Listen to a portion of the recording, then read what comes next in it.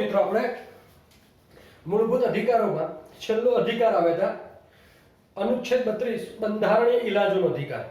મિત્રો આ અધિકાર એટલો જોરદાર છે કે પ્રારૂપ સમિતિના અધ્યક્ષ ડોક્ટર આંબેડકર સાહેબને પૂછવામાં આવ્યું કે તમને આખા બંધારણમાં કયો અનુચ્છેદ સૌથી વધુ ગમે છે, ત્યારે આંબેડકર સાહેબે એવું કીધું નિસંકોચ કે જો મને કોઈ પૂછે એટલે કે એમને પૂછો તો હું નિસંકોચપણે અનુચ્છેદ 32 ને જ બંધારણનો આત્મા કહીશ। સમજી લેજો।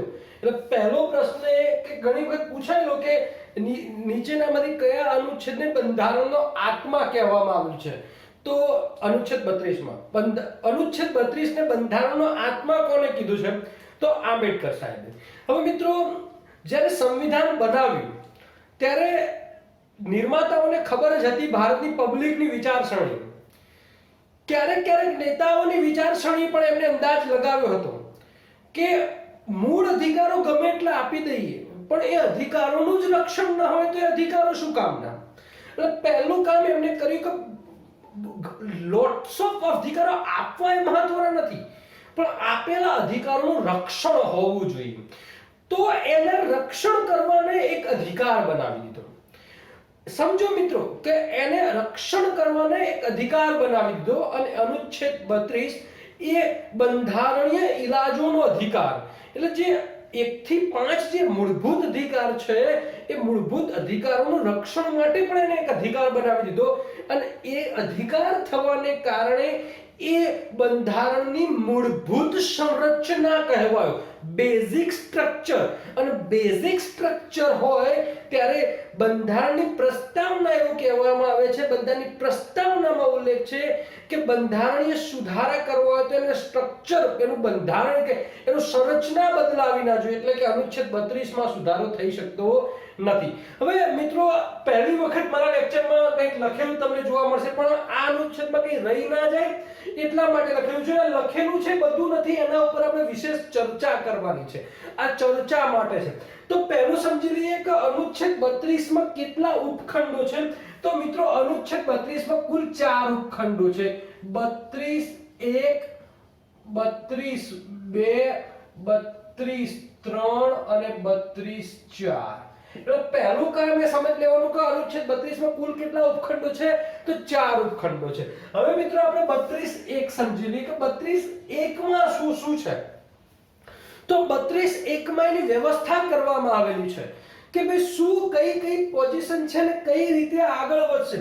તો પહેલું જ કીધું કે આ મૂળ અધિકાર છે એટલે આ રદ થશે નહીં, 32(1) માં સ્પષ્ટ કહી દીધું કે આ મૂળ અધિકાર છે, ફંડામેન્ટલ રાઇટ્સ છે અને રાઇટ્સ એટલે કે રદ કરી શકાશે નહીં। બીજું શું કીધું તો કે આ અધિકારોને આપવાની કે આની ગેરંટી કોણ આપે છે, તો આની ગેરંટી સર્વોચ્ચ અદાલત આપે છે કે આ અધિકાર અમે તમને અપાવીશું પબ્લિકને, એની ગેરંટી આપવાવાળી સંસ્થા કઈ છે, તો સર્વોચ્ચ ન્યાયાલય। હવે બીજું કે કોઈ પીડિત વ્યક્તિ મિત્રો રૂલ્સ રેગ્યુલેશન એવું કહે છે કે તમારે ક્યારે કોઈ કોર્ટમાં જવું હોય તો પહેલા ઉચ્ચ ન્યાયાલયમાં જવું પડે પછી સર્વોચ્ચ ન્યાયાલયમાં જવું પડે એવું કહેવામાં આવે છે કે ભાઈ પહેલા તમે હાઈકોર્ટમાં જાઓ અને હાઈકોર્ટમાંથી પછી તમને ફિટકાર પડે તો તમે સુપ્રીમ કોર્ટમાં જાઓ। પરંતુ મૂળભૂત અધિકારોની બાબતમાં એટલે કે અનુચ્છેદ 32 માં એવું છે કે કોઈ વ્યક્તિ પીડિત વ્યક્તિ સીધો જ સુપ્રીમ કોર્ટમાં જઈ શકે છે। સમજી લો મિત્રો કે હાઈકોર્ટમાં ધારે કે મારી વાત છે, મને કઈ તકલીફ થઈ, મને એવું લાગે છે તો હું સીધો જ દિલ્હી પહોંચી શકું છું, અમદાવાદની જરૂર નથી, બરાબર ને। એટલે પહેલો એવો અધિકાર છે મિત્રો, બહુ મહત્વની વસ્તુ છે કે કોઈ વ્યક્તિ પીડિત વ્યક્તિ આ એક અનુચ્છેદ 32 ની અનુચ્છેદ 32 ના કારણે સીધો જ સુપ્રીમ કોર્ટમાં દાખલ કરી શકે છે અરજી, બરાબર ને। હવે તકનીકી આધારો, આ શબ્દ બહુ મહત્વનો છે। ભારતના બંધારણ નિર્માતાઓને ખબર હતી કે ભારતની પ્રજા થોડી અભણ છે, ઇંગ્લેન્ડની પ્રજા માટે તકનીકી ફરજિયાત છે। સમજી લેજો કે ભારતના નિર્માતા આ જે રીટ્સ ને બધું લેવામાં આવ્યું છે ને ઇંગ્લેન્ડમાંથી લેવામાં આવ્યું છે, તો ભારતના બંધારણ નિર્માતાઓને ખબર હતી કે ભારતની પ્રજા અભણ છે, એને પ્રોસિજર નહીં ફાવે તો કદાચ કોઈ પીડિત વ્યક્તિ તકનીકી ફાઇલમાં કોઈ પ્રોબ્લેમ હોય, એને દાખલ કરવામાં કોઈ તકલીફ થઈ, કાગળિયામાં કોઈ પ્રોબ્લેમ રહ્યો હોય, તો તકનીકી આધારોના કારણે એની અરજી રદ નહીં કરી શકાય મિત્રો. સુપ્રીમ કોર્ટ એની અરજી રદ નહીં કરી શકે અને એક્સેપ્ટ કરી જ લેશે. એટલે તકનીકી આધારો પણ ચાલશે, તકનીકી આધારો પણ ચેક કરવામાં નહીં આવે. કેમ? કારણ એક જ બાબત, મૂળભૂત અધિકાર બાબતે મિત્રો. એટલે મૂળભૂત અધિકારોમાં કોઈ પીડિત વ્યક્તિને ખબર ના પડતી કેવી રીતે કરવું, આમને તેમ, તો એ તકનીકી આધાર કોઈ ફાઇલિંગની બહુ જરૂર નહીં. ઇવન ત્યાં સુધી છે પોસ્ટકાર્ડ લખી દો તો એ મિત્રો તમારી અરજી સ્વીકારી લે છે. પીએન ભગવતી એક ડિસિઝન લીધું આવે છે, તમે સમજો. પછી બીજું, સર્વોચ્ચ અદાલતની શક્તિ સંપૂર્ણ ભારત પર છે. સમજી લેજો મિત્રો કે સર્વોચ્ચ અદાલતની શક્તિ એ સંપૂર્ણ ભારત ઉપર છે.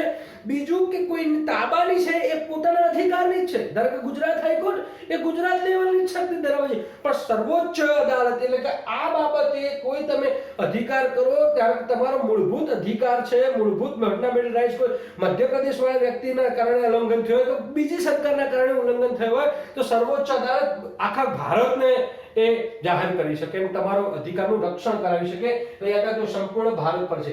બીજું, બેઝિક સ્ટ્રક્ચર કીધું, મૂળભૂત સંરચના, એટલે કે અનુચ્છેદ 32 માં 368 પ્રમાણે કોઈ સંવિધાન સુધારો નહીં કરી શકે.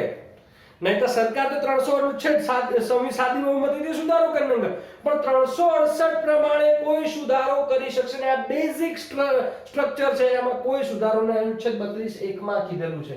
બીજું, 32 નો ઉપયોગ ફક્ત મૂળભૂત અધિકારોની બાબતમાં જ કરી શકાય છે. યાદ રાખજો, 32 નો ઉપયોગ ક્યારે કરી શકાય? તો તમારા મૂળભૂત અધિકારો 1 થી 5, પહેલા તમને સમાનતાનો અધિકાર, સ્વતંત્રતાનો અધિકાર, શોષણ વિરોધી અધિકાર, ધાર્મિક સ્વતંત્રતાનો અધિકાર, સાંસ્કૃતિક અને શૈક્ષણિક અધિકાર, એમાં તકલીફ થઈ હોય તો જ તમે અનુચ્છેદ 32 નો ઉપયોગ કરી શકો, નહીંતર નહીં કરી શકો, કારણ કે એની મર્યાદા બાંધેલી છે આમાં. અને બીજું, સુપ્રીમ કોર્ટ કોઈ પણ આદેશ કરી શકે રીટ્સ સિવાય. યાદ રાખજો કે સુપ્રીમ કોર્ટ બધો આદેશ કરી શકે રીટ્સ સિવાય પણ. એટલે કે રીટ્સ એટલે આ રીટ્સ શબ્દ હવે પાછથી તમને આવ્યો, તો મિત્રો રીટ્સ નો ઉલ્લેખ અનુચ્છેદ 32 2 માં છે. સમજજો, અનુચ્છેદ 32 1 માં રીટ્સ સિવાય પણ આદેશ કરી શકે. હવે 32 માં મિત્રો, 32 માં 5 રીટ્સ આપેલી છે, તમને ખબર જ હશે મિત્રો. મારા કરતા તમે આમાં તો બહુ મહારથી છો, બરાબર ને? તો પહેલી કઈ રીટ છે? બંદી પ્રત્યક્ષીકરણ.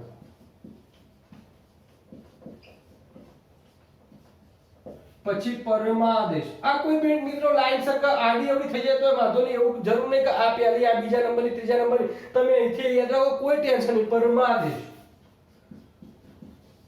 પછી પ્રતિષેધ.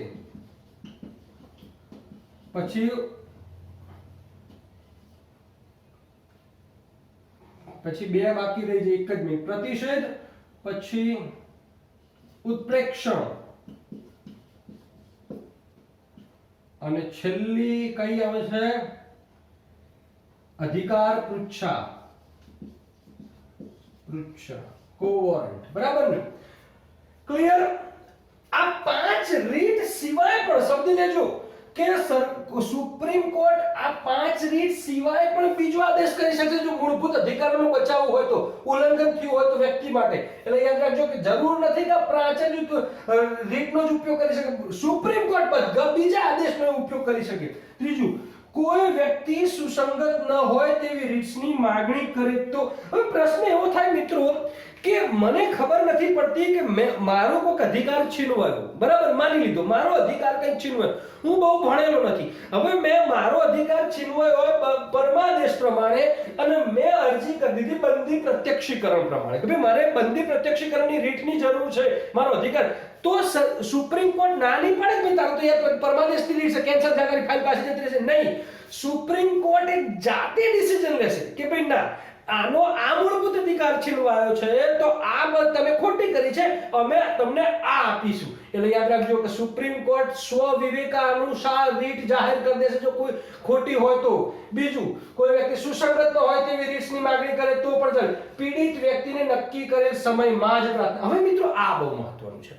તો મારો અધિકાર છીનવાય તો યોગ્ય સમયમાં જ તમારે સુપ્રીમમાં જઈ શકો છો. જો સમય વીતી જાય તો તમે અરજી તો દાખલ કરી શકો છો, પણ એ ચેક કરશે કે સમય વીતવાનું કારણ શું છે. એમને યોગ્ય લાગશે તો જ સ્વીકારશે, નહીં તો નહીં. એટલે યાદ રાખજો મિત્રો, ખાસ મહત્વનું છે કે તમારો મૂળભૂત અધિકાર છીનવાતો હોય તો તમારે યોગ્ય સમયમાં જ તમારે સુપ્રીમમાં જવાનું છે. જો સમય વિતાવી દીધો તો સમજો કે એ તમારા અનફેવરમાં જતું રહેશે. તો અનુચ્છેદ 32(1) માં આટલું કીધેલું છે. સમજી ગયા મારી વાતને? આ ખાલી ને ખાલી આ શબ્દો ઉપરથી તમે પકડી પાડો છો. હવે બીજું છે કે આ 32(1) માં પહેલા જ્યારે બન્યું ત્યારે શું જનહિત અને લોકહિત, આવા પહેલા જનહિત અને લોકહિત. હવે સમજો કે શું થયું. જનહિત કોને કહેવાય કે હું તકલીફ થયો, મને તકલીફ પડી તો હું જઈ શકતો હતો પહેલા જ, મારી બીજો કોઈ ના જઈ શકે. પણ સરકારે સુપ્રીમ કોર્ટે એવું કીધું કે ના યાર, જરૂર નથી, એ વ્યક્તિ પોતે જ જાય. પણ જો સામાજિક ન્યાય હોય, સમાજને લગતું હોય એ ન્યાય, તો ગમે તે વ્યક્તિ આવી શકે. કોઈ વ્યક્તિ, કોઈ સંસ્થા પણ અરજી કરી શકે. લોકહિતની વાત થઈ છે મિત્રો, યાદ રાખજો. હવે શું કીધું, પહેલા પરંપરા એવી હતી કે પોતે જે પીડાતો એ વ્યક્તિ જ અરજી કરે, પણ કેન્સલ કર્યું. 1980 માં ફેરફાર કરવામાં આવ્યો. ક્યારે? 1980. હવે 1980 માં ફેરફાર થઈને શું થયું, કોઈ વ્યક્તિ કે સંસ્થા PIL કરી શકે છે. યાદ રાખજો, પબ્લિક ઇન્ટરેસ્ટ લિટિગેશન, ગમે તે સંસ્થા, કારણ કે સામાજિક જો મિત્રો પબ્લિક ઇન્ટરેસ્ટ, સમાજને ફાયદા કરે, કોઈ સમાજની તકલીફ, તો કોઈ પણ વ્યક્તિ કે સંસ્થા કરી શકે. પહેલા પોતે જ કરી શકે. બીજું, પહેલા પીડિત વ્યક્તિએ પોતે પ્રમાણ, સમજો કે હવે મારી વાત સમજો કે મેં એક અરજી કરી, ભાઈ મારે આ તકલીફ પડી છે, મારો આ અધિકાર છીનવાયો છે, તો મારે પ્રમાણ, મારે સાબિતી, મારે ખુદને જ કાગળિયા આપવા પડતા હતા. પણ હવે સરકારે 1980 એવું ના રાખ્યું, કોઈ પણ આપી શકે. અને એનું આપ્યું બંધુઆ મુક્તિ મોરચા. યાદ રાખજો, સ્વામી કરીને કોક એનો છે, બરાબર ને, એક્ઝેક્ટ નામ ખબર નથી. આ બંધુઆ મુક્તિ મોરચામાં મિત્રો એવું થયેલું કે અહીં લખેલું છે, બરાબર ને, કે એ બંધુઆ મુક્તિ મોરચા વિરુદ્ધ ભારત સંઘમાં એક અરજી થઈ, PIL થઈ. અને એમાં એવું થયું કે આ જે બંધુઆ મુક્તિ મોરચા હરિયાણાનું એક ફરીદાબાદ નામનું શહેર છે. યાદ રાખજો, હરિયાણાનું ફરીદાબાદ નામનું શહેર છે. ત્યાં મજૂરી કરાવતા હતા, મજૂરી. અને એ મજૂરીમાં વેટ કરાવતા હતા વ્યક્તિને, પબ્લિકને. આ મજૂરોના હાવ દે કાળાગાર જેવી જિંદગી જીવતા. તો આના કારણે સુપ્રીમ કોર્ટના એવું ન્યાયાધીશ હતા PN ભગવતી. આ બહુ યાદ રાખજો, PN ભગવતીએ અનુચ્છેદ 32 ને વ્યાપક બનાવી દીધો મિત્રો, બરાબર ને. લોક હિતાર્થે કામ કરનાર નીચેનામાંથી કયો સુપ્રીમ કોર્ટનો ન્યાયાધીશ છે, તો PN ભગવતી લખીને આવતું રહેવાનું. એનું કારણ છે, એનો મસ્ત મજાનો હતો, બરાબર ને. ઓકે, તો એમને કીધું.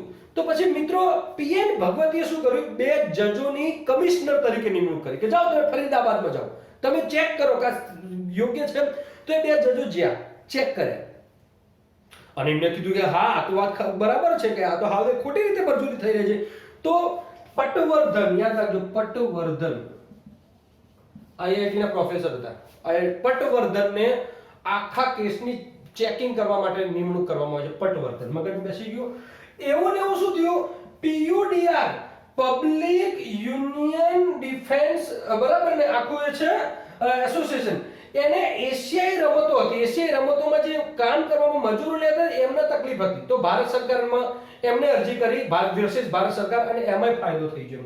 હવે PN ભગવતી એવું શું કીધું કે યાર તમે, અમારે તો ખાલી એક કાગળિયું જોઈએ, પણ જોઈએ ખરું, તમારે તકલીફ પડી તો અમને ખાલી પોસ્ટકાર્ડ લખો. એ પોસ્ટકાર્ડને પણ અમે અરજી માની લઈશું ને એના ઉપર કામગીરી કરીશું મિત્રો, બરાબર ને. એટલે યાદ રાખો, ખાલી આ પોસ્ટકાર્ડ લખો. તમારો મૂળભૂત અધિકારો છીનવાતો હોય તો સુપ્રીમ કોર્ટમાં પોસ્ટકાર્ડ લખો, એ તમારી અરજી છે. કારણ કે અનુચ્છેદ 32 માં એવું લખેલું છે કે પોસ્ટકાર્ડને અરજી તરીકે સ્વીકારવામાં આવશે. તો તમે લખો મિત્રો, બરાબર ને. તકલીફ હોય તો, નહીં તો પછી એમાં છે કે ખોટી અરજીઓ ના કરે તો એનામાં તકલીફ થશે.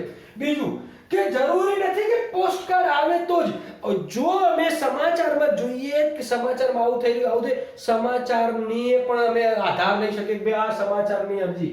એટલે કલ્પના તો કરો મૂળભૂત અધિકારો માટે કેટલું સખત સુપ્રીમ કોર્ટ થઈ ગઈ છે, બરાબર ને. ખાલી ધારો કે ટીવી 9 માં સમાચાર આવે કે ભાઈ આ વ્યક્તિના અધિકાર આવું થઈ રહ્યું છે, આ તો મિત્રો એ સુપ્રીમ કોર્ટે ઠોકર કરી જ છે કે તમને ખબર જ હશે હમણાં હાલ કોવિડ-19 માં શું થાય છે, બરાબર ને. ઓકે, હવે સાવધાનીઓ તમારે શું રાખવાની છે. આ અરજી કરવી હોય તો કરો, પણ સાવધાનીઓ શું? પ્રાથી વિશ્વસનીય, અરજી કરતા વિશ્વસનીય હોવો જોઈએ, જેવો તેવો નહીં, બરાબર ને. પછી તમે પૂછવામાં તકલીફ ના ઊભી થઈ જાય. જાણકારી ધરાવતો હોવો જોઈએ, યોગ્ય જાણકારી હોવી જોઈએ તમે અરજી કરો એ બાબતની. ને ખાલી અરજી કરી પોસ્ટકાર્ડ લખી દો, પછી તમે પૂછવામાં શું બાબતે પોસ્ટકાર્ડ લખી દો, મને ખબર નહીં સાહેબ મેં તો લખી દીધું, એવું નહીં આવે. અને પરિસ્થિતિથી યોગ્ય અવગત હોવો જોઈએ, તો આ કામ થશે, નહીં તો થશે નહીં. હવે અનુચ્છેદ 32(2) આટલું બધું કીધા પછી અનુચ્છેદ 32(2) માં રીટ્સ આપવામાં આવી કે ભાઈ આ રીટ્સ છે, એનાથી તમે વર્કઆઉટ કરી શકશો, બરાબર ને. તો મિત્રો રીટ્સ છે, નામ પ્રમાણે તમારે યાદ રાખવાની છે. બંદી પ્રત્યક્ષ લાવવાનો છે. કોઈ વ્યક્તિને, આ લેટિન શબ્દ છે, લેટિન ભાષાનો પૂછાય છે ક્યારે, બરાબર. લેટિન, શરીરને હાજર કરો, લેટિનમાં એવું થાય. કોઈ વ્યક્તિને બંદી બનાવેલો હોય તો એને છોડાવવા માટે કે એને હાજર કરવા માટે આ રીટ કરી શકે. હવે પહેલા સમજી લો કે પ્રશ્ન એ થાય, આ રીટ્સ તો પીડિતને બાંધી દીધેલો હોય તો કેવી રીતે કરી શકવાનું? આ માટે બીજો વ્યક્તિ એ કરી શકે. કારણ કે મારા ભાઈને બંધી કરી દીધો તો હું સુપ્રીમ કોર્ટમાં જઈ શકું કે મારા ભાઈને બાંધી દીધો, પરંતુ રીટ કઈ રીતે ન થાય? કારણ કે આ રીટ તો પહેલું કાનૂની રીતે બંધી લીધેલો હોવો જોઈએ, કાયદાકીય બંધી હોવો જોઈએ, તો એમાં હું નહીં જઈ શકતો, બરાબર ને. બીજું, સુપ્રીમ કોર્ટ કે ઉચ્ચ ન્યાયાલયની અવમાન્યતા કરેલું હોવી જોઈએ, એના કાયદાકીય માન્યા ના હોય, બરાબર ને, અવમાન્યતા કરેલ હોવી જોઈએ. બીજું કે પકડ્યા પહેલા 24 કલાક થયેલા ના હોવો જોઈએ, કારણ કે 24 કલાકમાં તમારે પેલા વ્યક્તિને પોલીસ હાજર કરે છે, 24 કલાક થઈ ગયા હોય તો પછી હું અરજી કરી શકું. એટલે 24 કલાક સુધી તમારે વેઇટ એન્ડ વોચ કરવી જ પડશે, કારણ કે સરકાર એને પોલીસ એને હાજર કરી દે છે. 24 કલાક થયેલા ના હોવા જોઈએ, બરાબર ને. બીજું, આ રીતના તમે અરજી કરી શકતા નથી. એટલે બંદી પ્રત્યક્ષીકરણ યાદ રાખજો, હેબિયસ કોર્પસ તરીકે ઓળખવામાં આવે છે. શબ્દ પરથી તમારે લેવાનું છે પરમાદેશ. હવે પરમ વત્તા આદેશ, પરમ મુખ્ય આદેશ, મગજમાં યાદ રાખજો, પરમ આદેશ, બરાબર ને.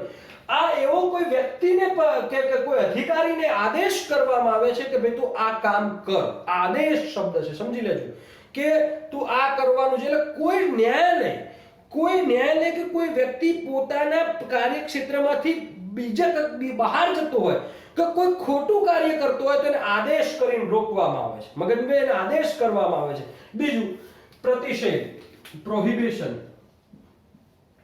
મિત્રો પ્રતિષેધ અને ઉત્પ્રેક્ષણ આ બેમાં થોડું ડિફરન્ટ છે. પ્રતિષેધમાં એવું છે કે અટકાવે છે. ધારે કે કોઈ ઉચ્ચ ન્યાયાલય કોઈ પોતાના ક્ષેત્રની બહાર જતું હોય, પોતાના ડિસિઝનની બહાર જતું હોય, તો એ સમયે તમે ત્યાં સુપ્રીમ કોર્ટમાં જાણ કરી દો છો, ડિસિઝન આવ્યું નથી હોતું, બહાર જતો હોય છે, ત્યારે તમે સુપ્રીમ કોર્ટમાં કહી દો તો એ અટકાઈ જશે, ભાઈ સ્ટોપ, આમાં તું આગળ ના જઈશ, આ તારા કાયદાનો બહાર છે, એટલે પણ ઉત્પ્રેક્ષણમાં શું છે કે એને કાયદો ડિસિઝન આપી દીધો હોય, સમજી લેજો. હવે હું બે ચલાવી દઉં, એને ડિસિઝન આપી દીધું હોય અને એ આપેલા ડિસિઝન ખોટું હોય, કાયદા બહાર જતું હોય, તો પછી શું કે ભાઈ આખું તારું ડિસિઝન ખોટું છે તો આખી ફાઇલ ટ્રાન્સફર કરી દે, ચાલ અમાર જોઈ લઈ લે. એટલે ઉત્પ્રેક્ષણ શું છે? ડિસિઝન આવી ગયા પછીની પરિસ્થિતિ છે, અને પ્રતિષેધ ડિસિઝન આવ્યા પહેલાની પરિસ્થિતિ, સમજી લેજો આગળ. અને અધિકાર પૃચ્છા મિત્રો એવું છે કો વોરંટ કે કોઈ વ્યક્તિ એ સંવિધાન પ્રમાણે એને પદ હાસિલ ના કર્યું હોય, સંવિધાન પ્રમાણે એને પદ હાસિલ ના કર્યું તો કોઈ પણ વ્યક્તિ એક અરજી કરી શકે, બરાબર ને. સંવિધાન પ્રમાણે ન કરેલું હોય તો, મગજ બેસી ગયું. ધારે કે કોઈ એક ડેપ્યુટી કલેક્ટર બન્યો હોય, પરીક્ષા પાસ નહીં, કોઈ નિયમ ના રાખેલો હોય, તો તમે કહી શકો કે ભાઈ આ અધિકાર પૃચ્છા છે મારો, આ વ્યક્તિને ઉતારી દો આની જગ્યા ઉપરથી, બરાબર. તો આ અધિકાર પૂછાય અને લેવામાં આવે છે. મગજમાં બેસી ગયું. અમુક યાદ રાખજો, અમુક બાબતમાં ઉચ્ચ ન્યાયાલય આગળ છે, ઉચ્ચ ન્યાયાલય હાઈકોર્ટ આગળ છે, અમુક બાબતમાં સુપ્રીમ કોર્ટ આગળ છે, બરાબર ને. અનુચ્છેદ 32(3) માં એવું કીધું છે કે સમજો, અનુચ્છેદ 32(2) માં જે ન્યાયાલયનો સમાવેશ થતો હોય, એટલે બધી સુપ્રીમ કોર્ટ ના હાઈકોર્ટ, એ સિવાય સંસદ 139 અનુચ્છેદ પ્રમાણે બીજી ન્યાયાલયોને પણ આદેશ કરી શકે છે બે આ કામ કરવાનું. સમજી ગયા મારી વાતને? તમને ખબર જ હશે અનુચ્છેદ 33 મિત્રો ખબર જ છે ને કે સશસ્ત્ર દળો માટે છે.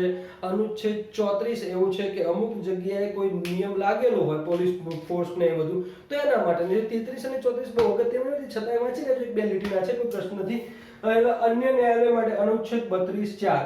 હવે પરિસ્થિતિ એવી થઈ કે મિત્રો કે અનુચ્છેદ 32(1) માં એવું કીધેલું છે કે it's a basic fundamental, basic structure છે, આને કોઈ પણ રીતે રદ ન કરી શકાય. મિત્રો આવી પરિસ્થિતિમાં તકલીફ થાય. ક્યારે તકલીફ થાય? કે જ્યારે કોઈ મહામારી ફાટી નીકળી હોય, કોઈ પરિસ્થિતિ ગંભીર હોય, તો મિત્રો મૂળભૂત અધિકારો છોડવા પડતા હોય છે અમુક બાબતમાં. તો સમજો મિત્રો કે 352 પ્રમાણે આપતકાળ જાહેર કરેલો હોય, 352 તો રાષ્ટ્રપતિ 319 નો ઉપયોગ કરે છે, 359 નો, અને અમુક અધિકારોને રદ કરે છે એ સમય દરમિયાન જ્યાં સુધી આપતકાળ હોય છે. પછી જેવો આપતકાળ હટી જાય, ઓટોમેટિકલી આ સિસ્ટમ ક્લિયર થઈ જાય છે મિત્રો, બરાબર ને. એટલે મજાનું છે. અનુચ્છેદ 32, અનુચ્છેદ 33 સશસ્ત્ર બળ માટે છે, અનુચ્છેદ 34 અમુક જગ્યાએ મિત્રો જ્યારે આર્મીનું ને હોય સશસ્ત્ર બળો માટેનો, અરુણાચલ પ્રદેશની બાબતનો છે, જોઈ લેજો. ઇટ્સ ઇઝીલી, કોઈ જમ્પેલું એ નથી, પણ ખાસ યાદ રાખી લેજો આ વસ્તુ છે, તમારે યાદ રાખવાનું છે. અનુચ્છેદ 32 માં કુલ ખંડો કેટલા છે? તો 4 ખંડો છે, આપણે 4 સમજી લીધા. 32(1) માં શું છે એની સમજણ આપેલી છે કે આ આટલી ધ્યાન રાખશે સુપ્રીમ કોર્ટ, આટલું કોર્ટ ધ્યાન રાખશે. અનુચ્છેદ 32(2) માં શું લખેલું છે મિત્રો કે આ 5 રીટ્સના ઉપયોગથી એ મૂળભૂત અધિકારોને બચાવશે, ફંડામેન્ટલ રાઇટ્સને બચાવશે. અનુચ્છેદ 32(3) માં શું લખ્યું છે? જો સંસદને એવું લાગે તો ઈસવીસન અનુચ્છેદ 139 પ્રમાણે અન્ય ન્યાયાલયોને પણ આદેશ કરી શકે છે.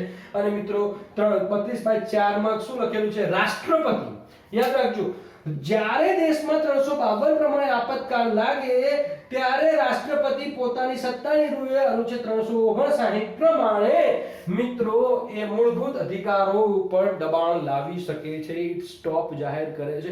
મિત્રો ઘણા બધા લેક્ચરો ચાલ્યા, ઘણા બધા થયા, મૂળભૂત અધિકારો ઘણા બધા થયા, ઘણા બધા લેક્ચરોમાં. ઇટ્સ આ ભાગ 3 અહીંયા સમાપ્ત કરું છું મિત્રો.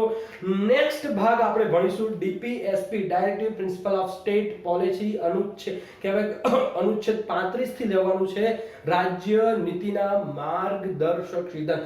મિત્રો એક પણ એવી પરીક્ષા નહીં હોય કે જેમાં ભાગ 3 માંથી એક પ્રશ્ન નહીં પૂછાયો. ભાગ 3 મેં મારા દિલથી તમને ભણાવી દીધા છે. એક અનુચ્છેદ મેં તમને છે છંછેડ, અરે એક કહેવાય કે અધિકાર માટે એક લેક્ચર મેં તમને આપેલા છે, બરાબર ને. તો મિત્રો નેક્સ્ટમાં મળીએ અનુચ્છેદ ભાગ 4 માં રાજ્ય નીતિના માર્ગદર્શક સિદ્ધાંત. હવે મિત્રો ફટાફટ જશે, કારણ કે હવે અઘરું નથી, હવે થોડું સ્પીડ પકડશે, ચિંતા ન કરો, બરાબર ને. બીજું કે હું એક પ્રયત્ન કરી રહ્યો છું કે આમાં ભાગ 3 માંથી અમુક મહત્વના પ્રશ્નો યાદ રાખજો, કે સામાન્ય પ્રશ્નો નહીં કે ભાઈ અસ્પૃશ્યતાનો સિદ્ધાંત કયા અનુચ્છેદમાં આવે છે, એવા બધા પ્રશ્નો નહીં. હું એવા પ્રશ્નો કહેવાય કે આમ આંટી ઘૂંટી વાળા કે જે જીપીએસસી માં એવા પૂછાય, જે પ્રશ્નો તમે સોલ્વ કરી શકો, સમજી લેવાનું કે બીજા બધા પ્રશ્નો સોલ્વ કરી શકો, એવા કાઢવાનો પ્રયત્ન કરું છું. જૂના યુપીએસસી ના પેપર્સ માંથી પણ એ જો પૂછાયેલા હોય તો પ્રશ્નો લઉં છું અને એની એક વિડીયો OBS કે ગમે તે બનાવી અને તમારી સમક્ષ મૂકીશ. કાં તો એ વખતે લાઈવ કરી દઈશું, ક્લાસીસ લાઈવ, એટલે કે તમે એને ડાયરેક્ટ જવાબ આપી શકો, હું પણ એની સ્ટ્રક્ચર કરી શકું એવું. પરંતુ મિત્રો મને ફાવ્યું છે એ રીતના, મને આવડ્યું છે એ રીતના મેં તમને ભણાવ્યું છે. ભાગ 3 ક્લોઝ કરું છું, મળીએ છીએ ભાગ 4.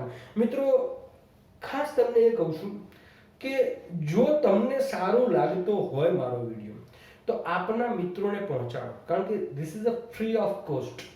આ મફત છે, બરાબર ને? અને એ સેવા તમે કરજો. સબસ્ક્રાઇબ કરે ના કરે આનાથી ડઝન્ટ મેટર છે મિત્રો. એ સબસ્ક્રાઇબ કરે કે ના કરે પણ એને પહોંચાડજો ખરા. એક જ વસ્તુ જીભને ગમશે ને તો બીજી વખત એ જગ્યાએ લેવા જશે દુકાનને, એ મને વિશ્વાસ છે. તમારી જવાબદારી પહોંચાડવાની છે, સબસ્ક્રાઇબ કરવાની જવાબદારી મારી છે, બરાબર? કરશે ને કરશે. તમારા મિત્રોને પહોંચાડજો. બસ આટલી મારી તમને નમ્ર અરજ છે. મળીએ છે નેક્સ્ટ લેક્ચરમાં, બરાબર? ઓકે.